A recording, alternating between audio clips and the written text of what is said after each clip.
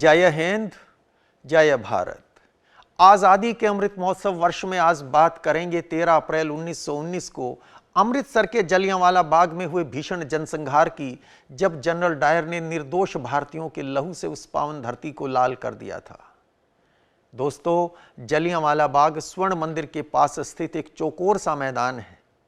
इसके चारों ओर घर बने थे, जिनकी पिछली दीवार ही इसकी चार दीवारी थी। इसमें प्रवेश करने का एक ही मार्ग था, जो बहुत संकरा था। शहर के हृदय में स्थित होने के कारण वहां अक्सर मीटिंग्स होती रहती थी। आप में से भी बहुत सारे लोग वहां गए होंगे। इस श्रृंखला के पिछले वीडियो में आपने देखा कि 10 अप्रैल को हुई हिंसक घटनाओं में 5 अंग्रेज और 28 भारतीय मारे गए थे। जलियांवाला बाग जनसंहार की जांच के लिए कांग्रेस द्वारा गठित किए गए जांच कमीशन की रिपोर्ट में लिखा है, 12 अप्रैल को ढाब खटीकान में हंसराज नाम के व्यक्ति ने एक मीटिंग की। वह कह रहा था कि 13 अप्रैल को जलियांवाला बाग में लाला कन्हैयालाल की अध्यक्षता में बड़ी सभा होगी, जबकि लाला कन्हैयालाल ने बताया कि न तो किसी ने उनसे इसके बारे में पूछा था, ना ही उन्होंने इसके बारे में अपनी सहमति दी थी। लाला कन्हैयालाल 75 वर्षीय वकील थे, जिनका अमृतसर में बड़ा सम्मान था। ऐसा लिखा है कांग्रेस की रिपोर्ट में। 12 अप्रैल को डायर ने शहर के कई प्रमुख लोगों को गिरफ्तार कर लिया। डॉक्टर सत्यपाल और डॉक्टर किचलू को तो 9 अप्रैल को ही गिरफ्तार करके धर्मशाला में नजरबंद कर दिया गया था। हंसराज नाम का जो व्यक्ति 13 अप्रैल को मीटिंग की बात कह रहा था, वो बाद में सरकारी गवाह बना। 13 अप्रैल को बैसाखी थी। दूर दूर गांव से लोग अमृतसर पहुंचे थे। इसके अलावा उन दिनों अमृतसर में पशुओं का मेला भी लगा था, जिसमें भाग लेने के लिए बहुत सारे लोग आए हुए थे। 13 अप्रैल की सुबह डायर ने एक घोषणा की कि सभी प्रकार की सभाओं और जुलूसों पर प्रतिबंध है। सुबह 9:30 बजे वो स्वयं अपनी टीम लेकर शहर में निकलता है।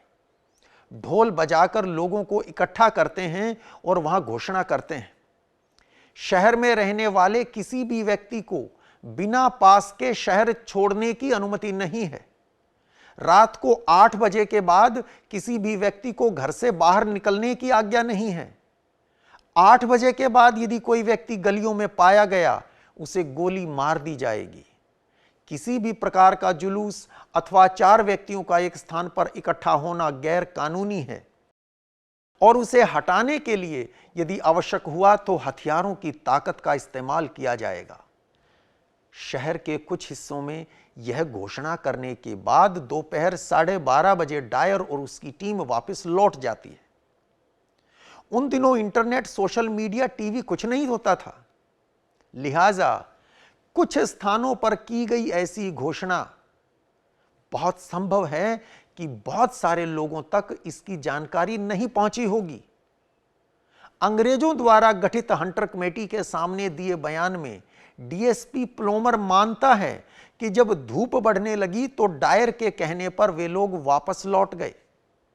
यानी शहर को इन प्रतिबंधों की जानकारी देना उचित नहीं समझा, धूप लग रही थी। जिस समय डायर शहर में यह घोषणा कर रहा था, उसी समय कनस्तर पीट पीट कर एक और घोषणा भी हो रही थी। यह घोषणा थी शाम को 4 बजे जलियांवाला बाग में होने वाली सभा के बारे में, जिसके लिए कहा जा रहा था कि अध्यक्षता लाला कन्हैयालाल करेंगे। जैसे ही जनरल डायर अपने कैंप ऑफिस पहुंचता है, उसे पता चलता है कि शाम के 4:30 बजे जलियांवाला बाग में बड़ी मीटिंग होने जा रही है। उसने उस मीटिंग को रोकने का कोई प्रयास नहीं किया। वो इंतजार कर रहा था कि मीटिंग शुरू हो और वहां जाकर निहत्थे लोगों को, निर्दोष लोगों को भून सके। 4 बजे उसे सूचना मिलती है कि मीटिंग निश्चित तौर पर हो रही है। इसके बाद वो जलियांवाला बाग जाने की तैयारी शुरू करता है। शहर में पहले से तय स्थानों पर चौकियां स्थापित की जाती हैं। उसके साथ 25 गोरखा जवान और 25 बलोच जवान राइफल लिए चल रहे थे। इसके अतिरिक्त 2 आर्मर्ड मोटर भी थी, जिन पर मशीन गन फिट कर रखी थी। 40 और गोरखा जवान भी थे, जिनके पास खुखरी थी। लगभग 5 बजे शाम को डायर जलियांवाला बाग पहुंचता है। वहां जाकर वो देखता है कि अंदर जाने का मार्ग बहुत संकरा था, आर्मर्ड कार अंदर नहीं जा सकती थी। अपने साथ गोरखा और बलोच जवानों को लेकर वो पैदल अंदर पहुंचता है। उस समय वहां लगभग 20,000 लोग जमा थे, मीटिंग हो रही थी। उन लोगों के बीच में एक प्लेटफार्म पर खड़ा एक व्यक्ति भाषण दे रहा था। यह वही व्यक्ति था जिसका नाम हंसराज था और जिसने लाला कन्हैयालाल के नाम पर वहां लोगों को इकट्ठा किया था। यही हंसराज बाद में सरकारी गवाह बन गया था। अंदर पहुंचते ही डायर ने 25 राइफलें अपने दाईं ओर, 25 अपने बाईं ओर तैनात कर दी। जहां डायर और उसके सैनिक खड़े थे वहां जमीन ऊंची थी और उनसे 50-60 गज दूर जहां सभा हो रही थी वहां जमीन नीची थी। जैसे ही लोगों ने पोजीशन लेते सैनिक देखे वे घबरा गए। डायर ने लोगों को ना कोई चेतावनी दी, ना ही वहां से निकलने का मौका। उसके वहां पहुंचने के 30 सेकंड के अंदर ही दनादन गोलियां बरसने लगी, लाशें गिरने लगी।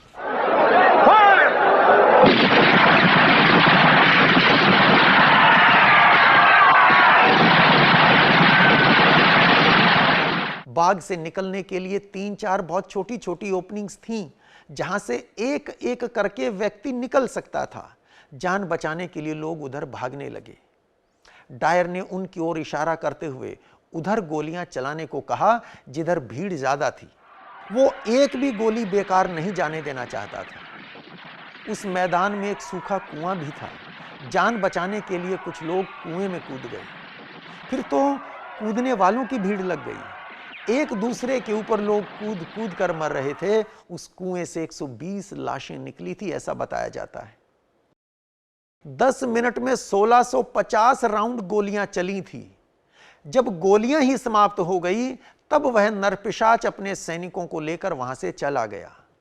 मैदान लाशों से पट गया था।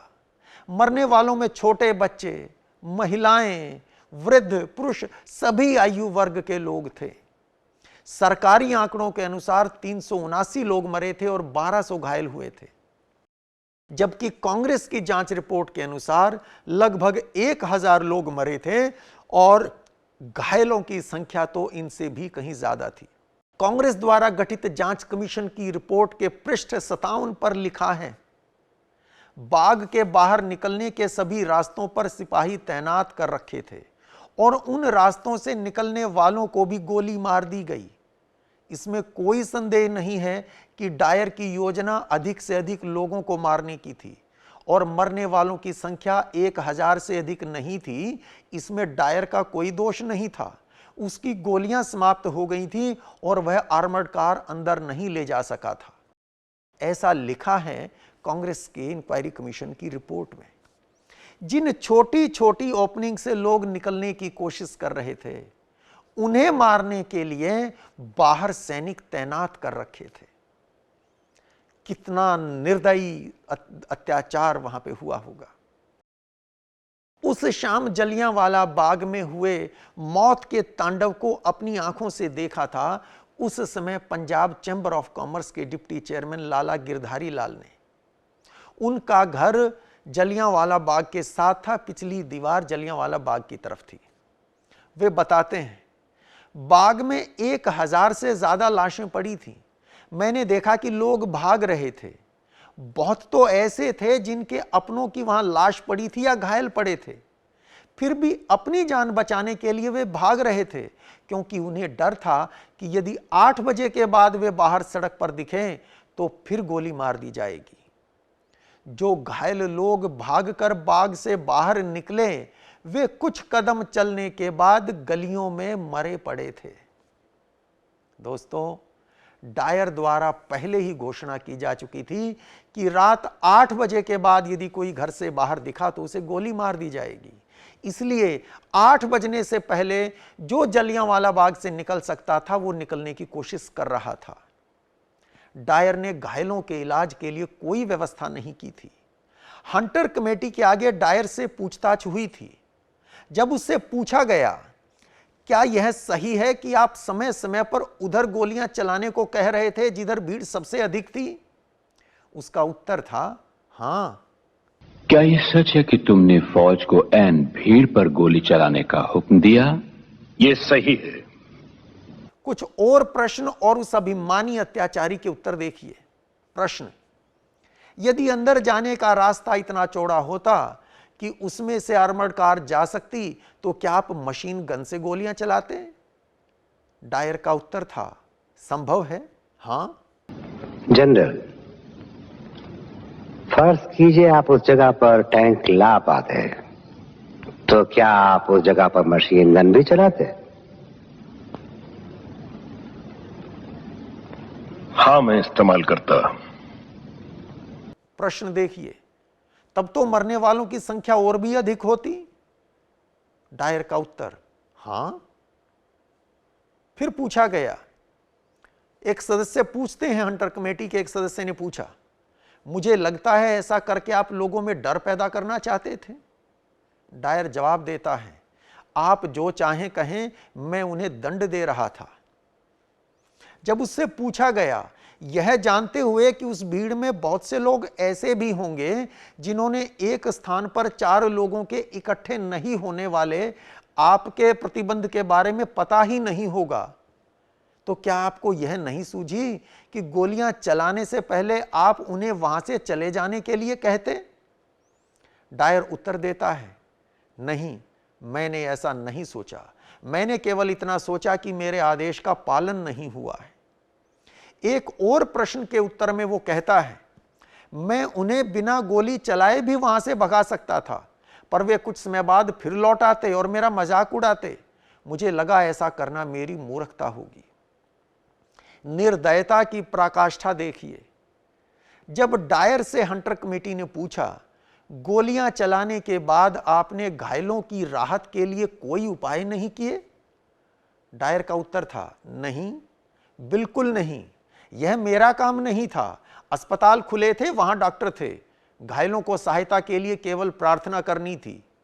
परंतु उन्होंने ऐसा नहीं किया, क्योंकि उन्हें डर था कि ऐसा करने से यह पता चल जाता कि वे भी उस भीड़ में शामिल थे और उन्हें गिरफ्तार कर लिया जाता। तो ये बताओ, घायलों के बारे में तुमने क्या किया?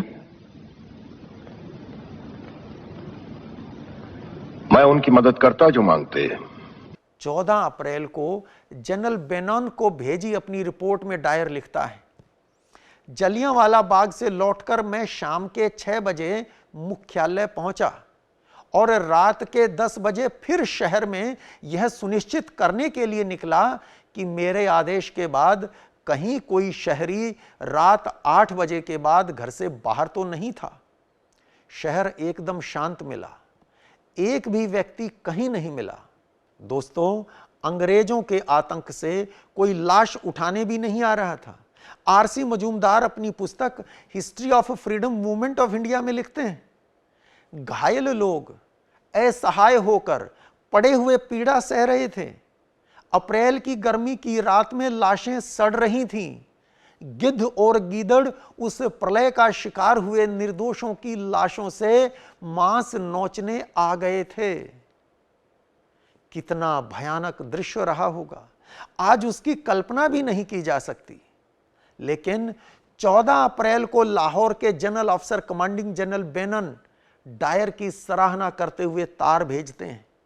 इसमें लिखा था, आपका कार्य सही है, लेफ्टिनेंट गवर्नर इसका अनुमोदन करते हैं। दोस्तों, इससे साबित होता है कि पंजाब के लेफ्टिनेंट गवर्नर माइकल ओडायर ने जनरल डायर के उस अमानवीय नरसंहार का समर्थन किया था। 13 मार्च 1940 को उधम सिंह ने लंदन जाकर माइकल ओडायर को मारकर उस जनसंहार के पीड़ितों के जख्मों पर मरहम रखने का प्रयास किया था। वो पापी डायर, उसे तो मानो ईश्वर ने उसके पापों की सजा इसी जन्म में दे दी थी।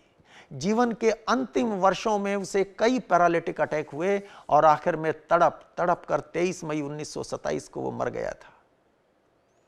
आज इस बात को यहीं विराम देते हैं। अगली बार बात करेंगे उन अनसुने अत्याचारों की जो जलियांवाला बाग के बाद मार्शल लॉ लगाकर अगले कुछ दिनों में अंग्रेजों द्वारा भारत की जनता पर किए गए थे। ये जानकारी आपको कैसी लगी, कमेंट बॉक्स में अपने विचार रखकर जरूर बताइएगा। जय हिंद, जय भारत।